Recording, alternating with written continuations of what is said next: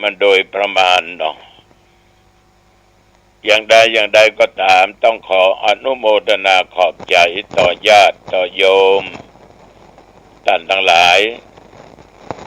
ที่ติดตามฟังรายการนี้มาด้วยดีตลอดขอบใจ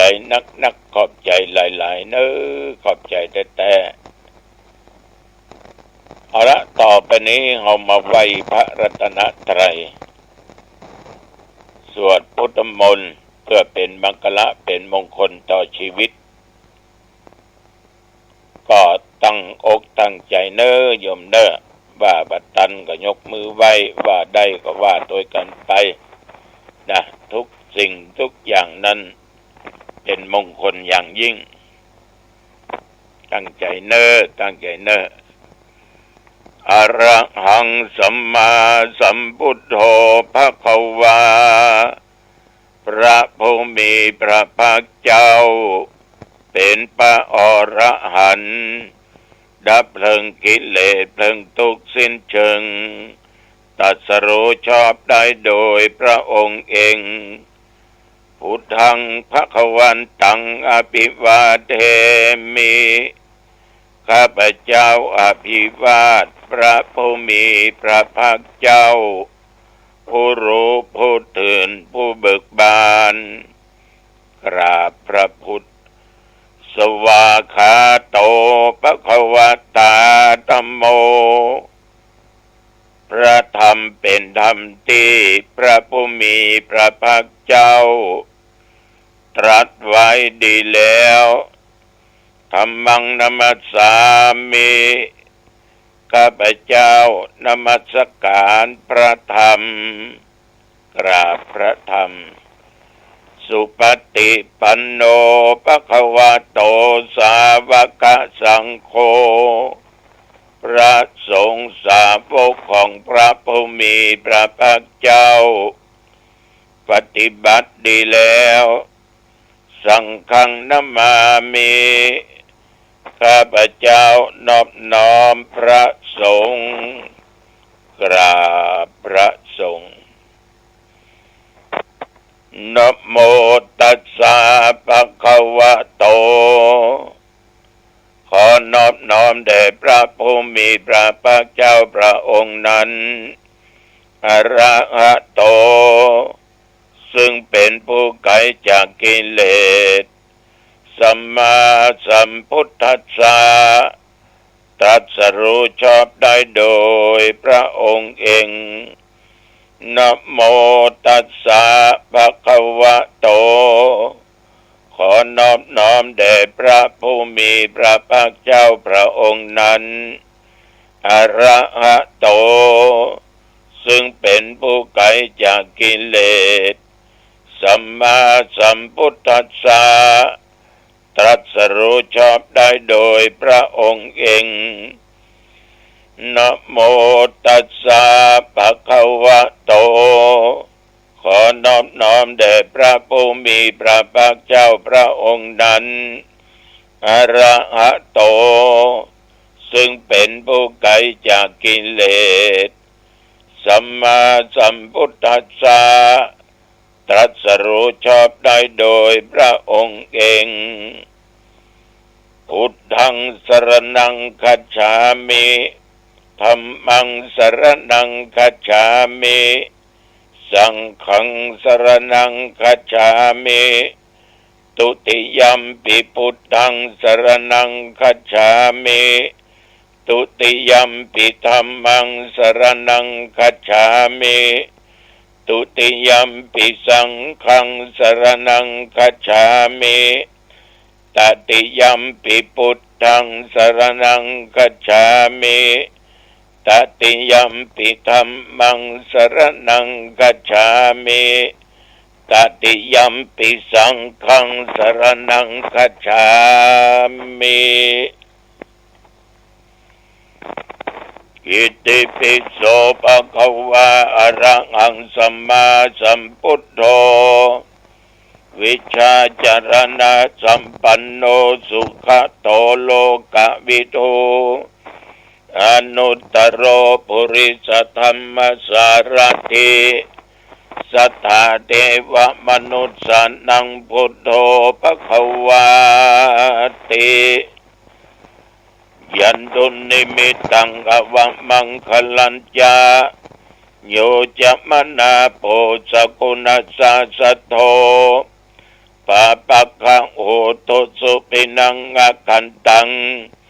พุทธานุภาเวนะวินาสเมนตุสวาคาโตภควตาธัมโมสันติติโกอากาลิโกเอหิปัสสิโกโอปัญญิโกปัจจตังเวทิตาโพวินยูหิติยันตุนิมิตังอวมังคลัญจาโยจะมนาโปสกุณสัสสโธปะปะคะโหตุสุปินังอากันตังธัมมานุภาเวนะวินาสเมนตุสุปฏิปันโนภควโตสาวกสังโฆอุชุปฏิปันโนภควโตสาวกสังโฆยายาปฏิปันโนภควโตสาวกสังโฆสามิจิปฏิปันโนภควโตสาวกสังโฆยะติตังจัตตาริปุริสยุคานิอัฏฐปุริสปุคลาเอสะภควโตสาวกสังโฆอาหุนายโยปาหุนายโยทักขินายโยอัญชลีกรณีโยอนุตรังปุญญาเขตังโลกัสสาติ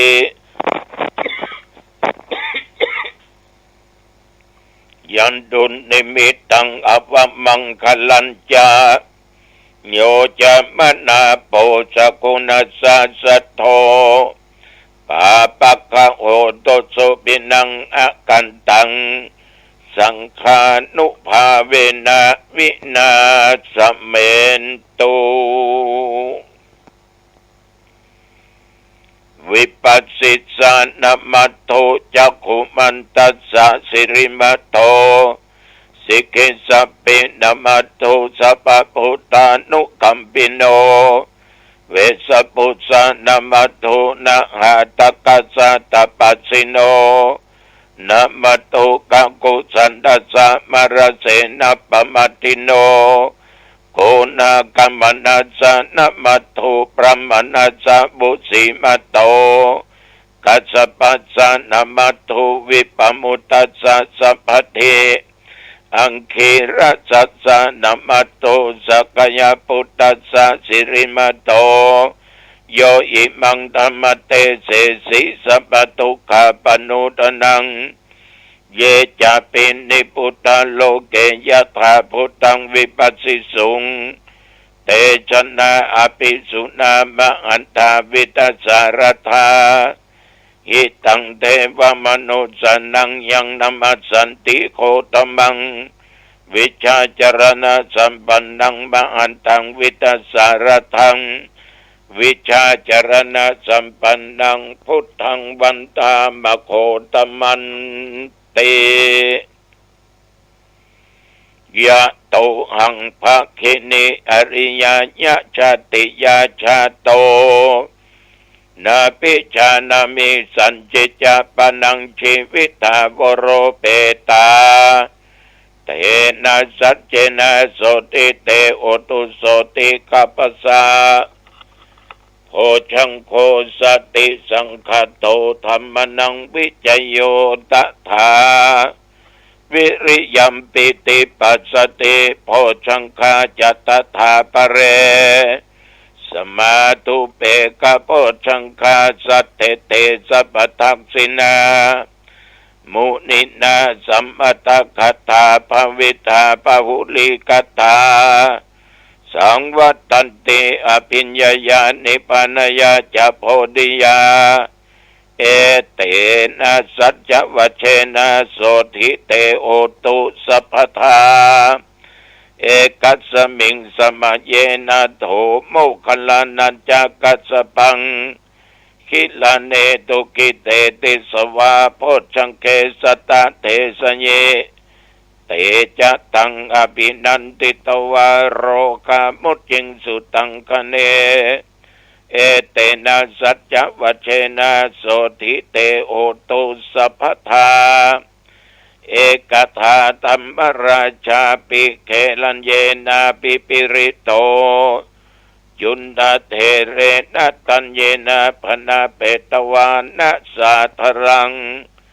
สัมโมติตวาจะอาปตาตัมมาพุทธาสิธานาโสเอเตนะสัจจวัชเชนะโสติเตโอตุสัพพทาปะอินาเตจะอาปตาตินนัมปิมะเอสินังมัคคาอัตตะกิเลสวะปัตตานุปติธัมมตังเอเตนะสัจจวัชเชนะโสติเตโอตุสัพพทาสักกะตัวพุทธรัตนังโอสัทธังอุตมังวรังอิตังเทวมนุสานังพุทธเตเชนะโสตินานัสสันตุปัตวาสเปตุขาวูปัสเมนตุเตสักกะตัวธรรมรัตนังโอสัทธังอุตมังวรังปริลาอุปัสมานังธรรมเตเชนะโสตินานัสสันตุปัตวาสเปพะญาวูปัสเมนตุเตสักกะตัวสังฆรัตนังโอสัทธังอุตมังวรังอาหุนายังปาหุนายังสังฆเตเชนะโสตินานัสสันตุปัตวาสเปโรกาวุปัสเมนตุเตสิริติเตมาเตเตโชชัยยาสิติมาเอติมาหาคุตาปะเรมิตาปุญญาติการัสสะสัพพันตาลายานิวารณาสมัทธัสสะภะคะวะโตอะระหะโตสัมมาสัมพุทธัสสะตวัตติงสัมมาหาปุริสลักขณานุภาเวนะอาสิตายานุภยัญชนะนุภาเวนะอัตถุตระสัตตมังคลานุภาเวนะฉัพพันนรังสีนานุภาเวนะเกตุมาลานุภาเวนะทัสสะปารามิตานุภาเวนะทัสสะอุปปาลามิตานุภาเวนะทัสสะปรมัตถปารามิตานุภาเวนะศีลสมาธิปัญญานุภาเวนะพุทธานุภาเวนะธัมมานุภาเวนะสังฆานุภาเวนะเตชานุภาเวนะอิทธานุภาเวนะพลานุภาเวนะยายะธัมมานุภาเวนะจตุราสีติสหักธรรมขันธานุภาเวนะนวัโลกุตตละธัมมานุภาเวนะ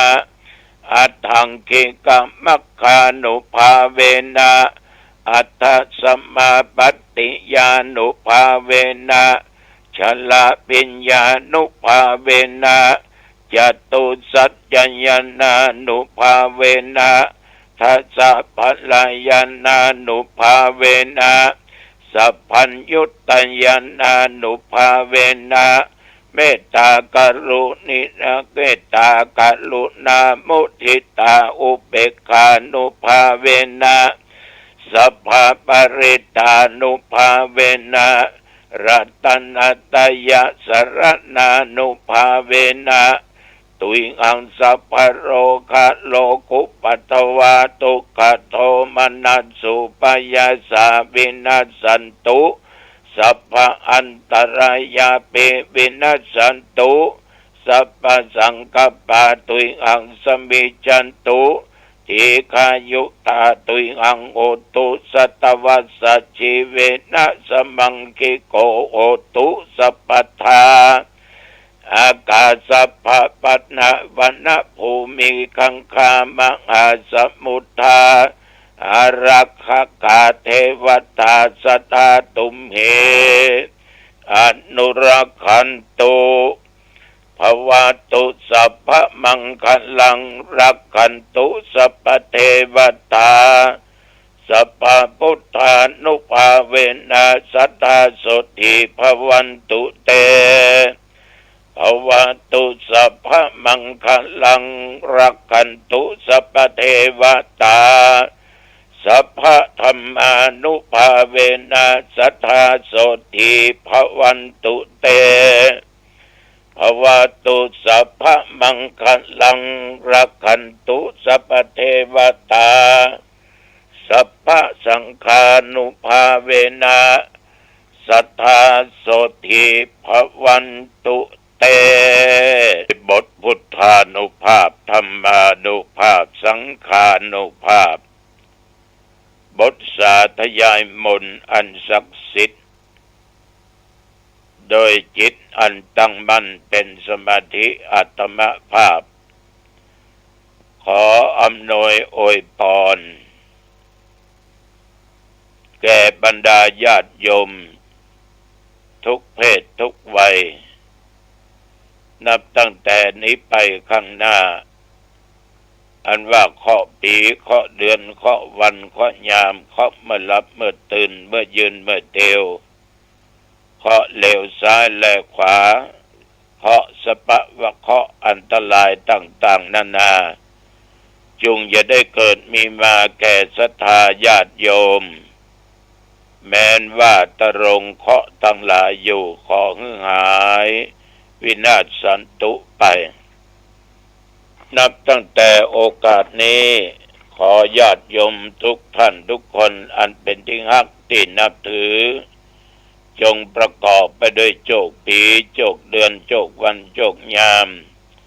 อายุปีอายุเดือนอายุวันอายุยามสุขกายสบายใจหิมากาขึ้นคิดอันหนึ่งอันใดสมปรารถนาเดินทางไปเหนือใต้ทุกออกมีชัยชนะกลับมามีโชคมีใจมีสติปัญญาจำเริญด้วยกิจการงานและตำแหน่งหน้าที่ยิ่งขึ้นไปอายุวันนะสุขะพละจงบังเกิดแก่ญาติโยมทุกท่านทุกคนเจริญพรกรมอุตุเปิดประกาศบอกตักเตือนพี่น้องเฮาทุกท่านทุกคนก็ว่าภาคใดในประเทศไทยประการสำคัญพี่น้องทางภาคเหนือระยะนี้จะมีพายุจะมีฝนพี่น้องนิพาก็ยังมารุนแรงอยู่เด้อมันรุนแรงอยู่ท่านทั้งหลายนับตั้งแต่ตะวามาจนถึงปัจจุบันบัดเดี๋ยวนี้ตะวาบริเวณวัดหนองตองใกล้เคียงฝนตกวันค่ำหนักเป็นบางกำห่างเป็นบางเตื้อตกไปทั่วทุกอำเภอในจังหวัดและใกล้เคียงพี่น้องบางที่อยู่ใกล้ฝั่งแม่น้ำก็ระมัดระวังอยู่ใกล้ห้วยใกล้ดอยก็ระมัดดินมันจะสไลด์ลงมาน้ำป่าจะลงมามันรุนแรงอินดูพี่น้องต่างจังหวัดน่านจังหวัดแพร่พี่น้องจังหวัดน่านก็น้ำท่วมพี่น้องอันเชียงรายก็น้ำหลากไหลเนี่ยภัยธรรมชาติภัยนี้ใหญ่หลวงนัก นะแต่ยังบรรเทาภัยที่เกิดในจิตในใจของตัวเราคือเรื่องของกามคุณเรื่องความใคร่เรื่องความอยากเรื่องความโลภความโกรธความหลงภัยอันนี้สำคัญนักภัยเหล่านั้นเราหยุดได้หนีได้ละได้แต่ภัยนี้มันจ้างมุกมุ่นอยู่ในด้านจิตใจของคนเราลบบัดตันก็เรียบร้อยถ้าหนีได้ก็ดีเน้อพอออกไม่ออกท่านทั้งหลายตั้งแต่ตะวามาจนถึงปัจจุบันตะวาก็ตึมได้ออกวัดออกว่าเป็นไหนสักตีสักต่างกินว่าง่ายแล้วก็นั่งเทศธรรมซ้อมธรรมอัดเสียงธรรมะฉันเข้าตอนแล้วก็อยู่วัดก็มีโยมมากระทำบุญอายุเอียมาจนค่ำมืดอาบน้ำอาบท่าก็ออกไปกิจนิมนต์ที่บ้านป่าเป้าในงานข่าวดำของคนเฒ่าอายุ91ลงรถไปฝนก็ลงมิดมัดแต่ดีมันมาหาลงบะ เทศนาธรรมมือญาติโยมฟังเอาขอบใจนักขอบใจหลายๆเน้อพอออกไม่ออกตั้งอกตั้งใจฟังธรรมกันอย่างสงบตึงกายตึงวาจาตึงด้านจิตใจใช้เวลาอยู่ประมาณ40นาทีจบตึงมือปอนตึงเทศนาธรรมคืนนี้พี่น้องวัดประตูป่าบ้านประตูป่าหนองมูลเนอร์ธรรมาจะไปแสดงธรรมะที่วัดประตูป่าโยมที่เสียไปนั้นเป็นคนหนองตองมีครอบครัวเป็นศรัทธาวัดประตูป่าอายุ70ปลายแล้วก็จากไปอดีตทัศดีประจำจังหวัดเพิ่นได้จากไปบืนปากกันเด้อพี่น้องเที่ยวใกล้ประตูป่าบ้านลูกกาหยังนอกท่านทั้งหลายชีวิตของคนเราเนี่ยเอาอยู่ด้วยกันมาถึงวันโยมลองดูลองฟังข่าวเหตุการณ์ร้ายๆเกิดขึ้นฆ่ากันตายเรื่องมรดกตกทอดก็ดีที่ดินที่หยังก็ดีพี่ฆ่าน้องฆ่าพี่ผัวเมียฆ่ากันลูกเต้าฆ่าพ่อฆ่าแม่ทำปิตุฆาตมาตุฆาตกันโดยบ่กลัวบาปกลัวกรรมญาติเดียวกันทำร้ายกันเหตุการณ์เหล่านี้เกิดขึ้นเป็นประจำเป็นอุทาหรณ์เป็นสิ่งที่เราจะต้องนำมาคิดว่าจะใดมันจึงเป็นฉะนั้นเพราะคนเราในมันขาดศีลขาดธรรมธรรมะมีศีลมีแต่ไม่เอาแต่ตั้งบาปตั้งอกุศลเอาแต่สร้างกรรมที่บดีสมมุติไปฆ่ากันเนี่ยไปแย่งมรดกญาติโยมเอาไปฆ่าคนนั้นตายมันก็ตายไปมันก็ดึมได้ติดตัวไปสักอย่างดินกำเดียวก็ไปตัวได้สตางค์สลึงเดียวก็ไปตัวบ่ได้คนที่ฆ่าสมัยตกมโนหกถึงเป็นจะลบจะหลีกจะหนีไปลี้ไปซ่อนอยู่ไกลอยู่ใกล้อย่างใดก็จ้างความชั่วมันติดไปทุกที่จิตใจมันก็ตึมสุขที่ดินก็ได้ของก็ได้โดนตามล่าแถมถูกจับถูกยับถูกศาลตัดสินติดคุกติดตารางหรือบางอันก็ฆ่าตายตกตามกันไป โยมลองนึกดีๆมันได้อะไรอย่างขึ้นมามีแต่บาปกับกรรมบดีทั้งนั้นที่จะได้ลิ้นก็บ่ได้ตี้ก็บ่ได้เงินก็บ่ได้ของก็บ่ได้เป็นนอนคุกนอนตารางถูกประหารชีวิตก็คือตายตกตามกันไปเนี่ยที่มันเป็นอย่างนี้เพราะมันหอนหายสาเหตุอาจจะมาหลายอย่างหลายประการแต่ว่าบันซืนจะมาอู้เรื่องหน้าที่ของพ่อของแม่นอกจากแนะดีทำดีสนับสนุนหรือเขาศึกษาเรียนวิชาความรู้ก็วิชาแต่ยำอะละความรู้ท่วมหัวเอาตัวบรอดใจความหูไปในทางบ่ถูกตี้บ่ถูกทางลมจมของเป็นคนดีในฐานะเป็นพ่อเป็นแม่ในยุคสมัยก่อนแม้แต่การจะมีคู่ครองจะมีสามีภรรยาหรือมีผัวมีเมียเพิ่นก็ไม่ใจเอากันเรื่อยๆเหมือนยุคปัจจุบันยุคที่บ่มีศีลบ่มีธรรมที่บ่รักษาจารีตประเพณีอันดีอันงามไว้ยุคที่บ่กลัวผีกลัวสางเพิ่นว่าผิดผีหอผีเหือน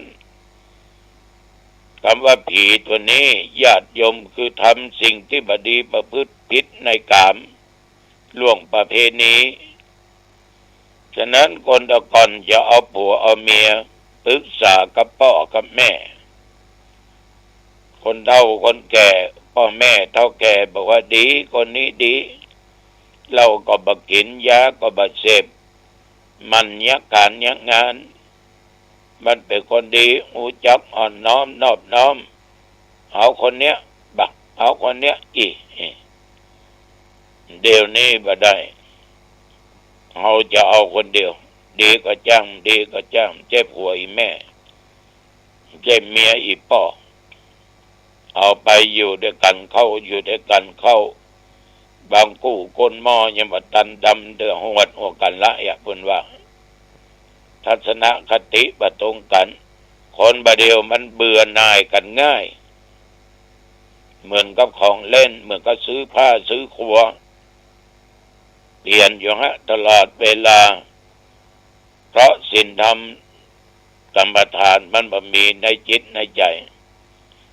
อย่างอี้ออกไปญาติโยมก็จะย้อนเข้ามาละซอกกับ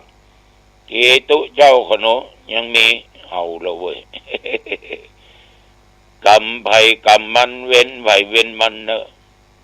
ตัวลุงเคยบอกแล้วว่านั่นเรื่องของสัตว์เรื่องของคนนักบวชก็เป็นคนเป็นสัตว์ญาติโยมก็เป็นสัตว์เป็นคนก็ว่าสัตว์4 เท้า2 เท้าสัตว์5 ตีนยังบ่ได้สัตว์น้ำสัตว์บกสัตว์บินบนอากาศ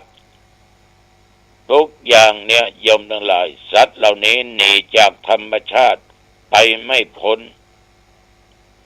เขาได้เกิดมาก็เพราะเขามีพ่อมีแม่ฉะนั้นญาติโยม